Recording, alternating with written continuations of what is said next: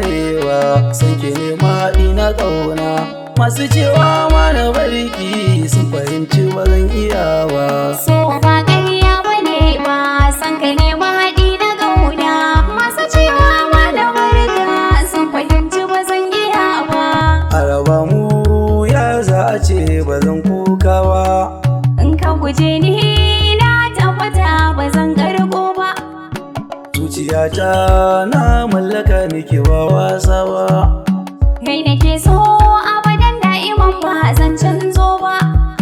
Bani barci zancen gaske in ba ke na gani ba. Sanadin ƙaunar ka na yi tafiyar da ba zan juyo ba. Zan biyo ki garin masoyi ba zai min nisa ba. Kayi kalaman da sansa ina murna na ji daɗi.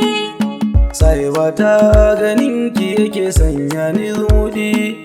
Na yi ma'oyoyo masoyi in yi kauɗi. So na gaskiya kike mini ba zancen wani kuɗi.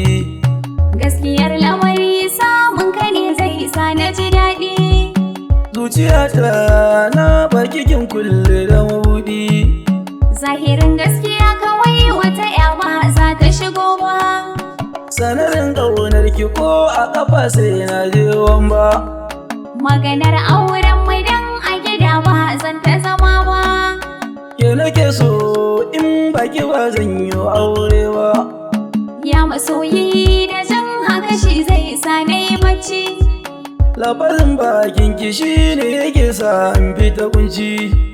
Ran da ba kai a kusa da ni sai na yi maraici.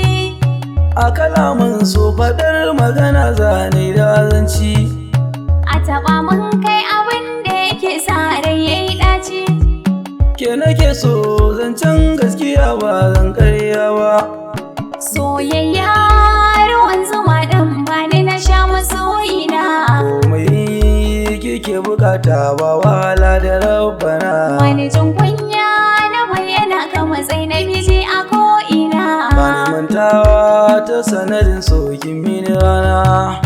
Gaskiya ko